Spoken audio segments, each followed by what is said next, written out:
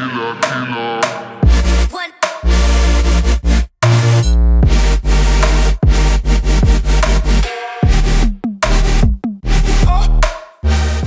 morning, bird brains, and welcome to the final episode of the Harley Sportster build series. It's been a lot of days since the last episode was filmed. I don't remember exactly the amount, but bring up the calendar. There was more delays in paint. The last time I talked to you guys, I was told it was going to be done on this day, and today is this day. But nothing we can do. We've got the parts now. I'm overly excited to get this thing done. It might look like we just gotta throw these parts on, and that's pretty much in general all we have to do, but there are a bunch of little things in between the big main parts that we're gonna have to do. So there's still quite a bit of work to be done. But with that being said, I'm gonna shut my big fat mouth and let's go get to work.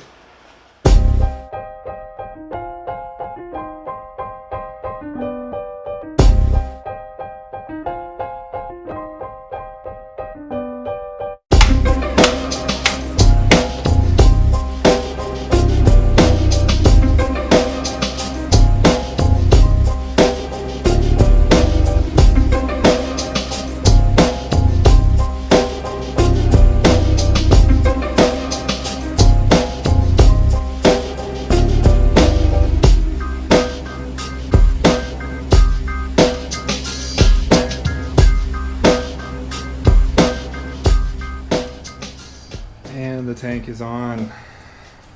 Man, that's freaking perfect.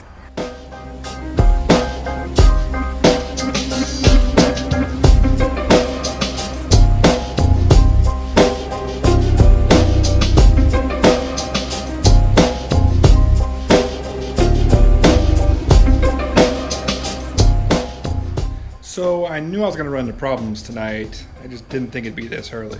Hooked up the fuel pump to the fuel line here, and then I was going to wire this in when I realized that I don't know if I broke this taking it off or if the paint shop broke it at some point while they had it.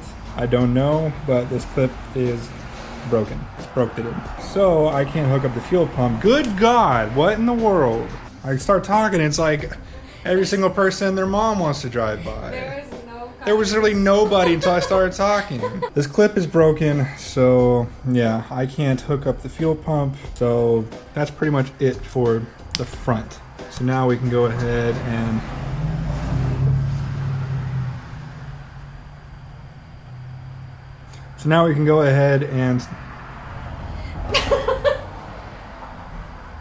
start working on the fender.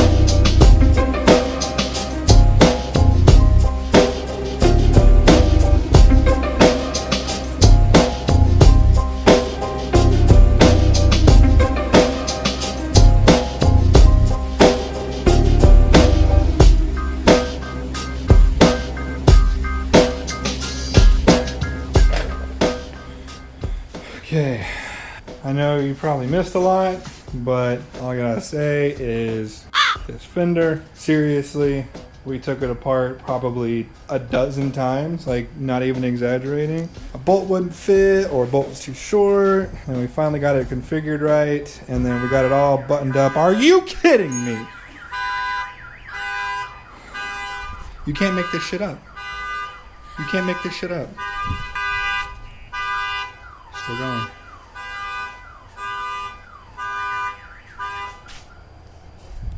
Jesus Christ. I've just determined it's not my night tonight. It's just not my night. But yeah. Fender is on. Now we're gonna go ahead and lower it back down and get the shocks bolted back in.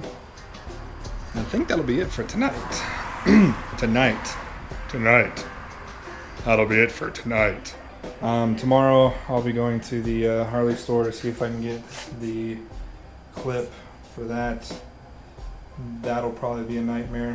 But that's pretty much holding us up at this point. So, yeah.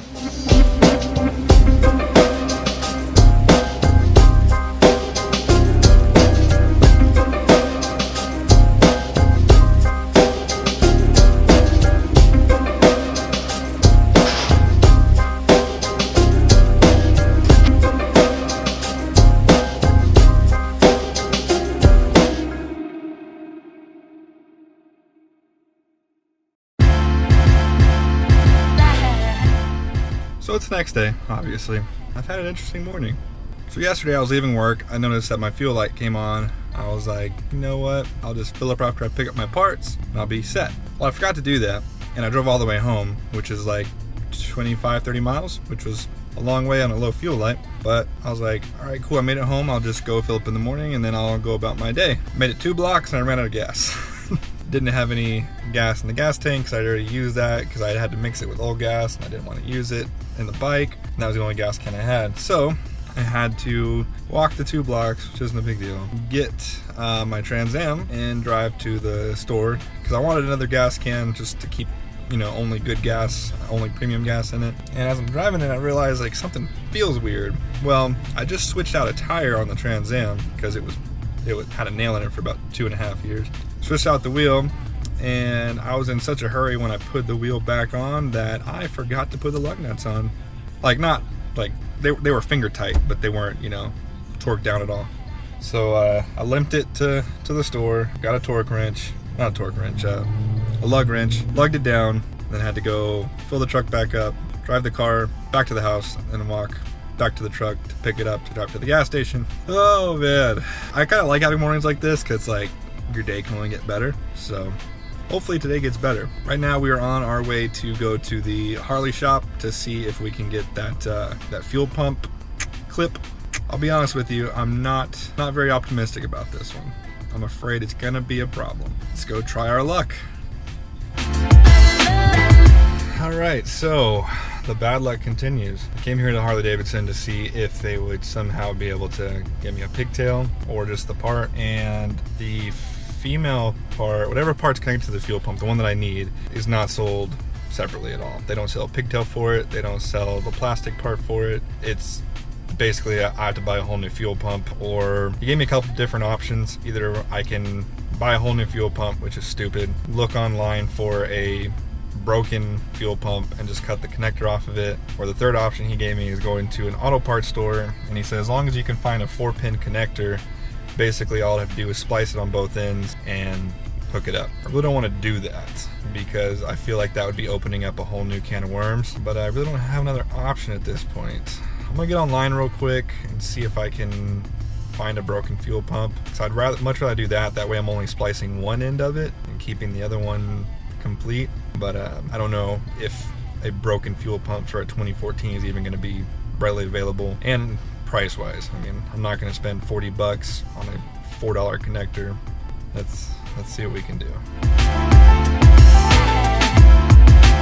So perseverance paid off. I refused to believe that was the only solution, so I actually went back to the service department at Caliente and asked them if they had any old fuel pumps so I could just clip the pigtail off and I'd be good to go. And they said they literally just threw them out yesterday. But the guy did recommend that the O2 sensor uses the same plug, so all I'd have to do was get an O2 sensor plug. They didn't have it in inventory, they'd have to order it or just find one somewhere else. So I said I held off on that, and I came over to Alamo City Harley Davidson. Yeah, Alamo City Harley Davidson, and asked them if they had any fuel pumps. Same thing, apparently they use the same scrap guy, so they had just came and picked them up the day before.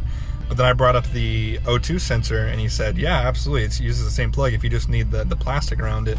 And sure enough, they had one just laying around. The guy's like, yeah, you can take it, it's just gonna get thrown away. So got it for free. So shout out Alamo City Harley Davidson. So let's go home and try to get this thing wired up and hopefully get this bike done today.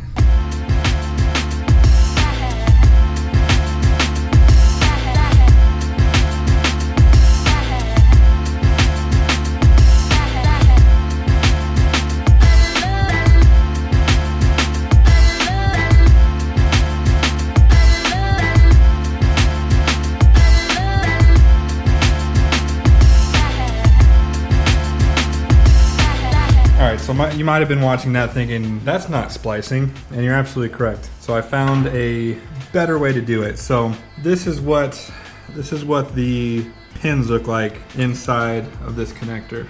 But they're one-time use only. Once you push them through this black piece right here, that's it, they're in. The only way you can get them out is to either cut the wires or cut the connector, which is what I did. So I basically split this connector in half, somehow not cutting any wires in the process, and then just push these wires back through and then put the head on, and it should be ready to go now. The reason I did it that way is, one, I trust these pin connectors from the factory a lot better than my splicing abilities. Two, it looks, I mean, you can't tell I even changed it. And three, I figured if I cut a wire and screw up, I'm gonna splice it anyways. So just went ahead and took a shot at it, and it worked out. So now we need to search back in there somewhere to find the male connector and get this thing plugged in.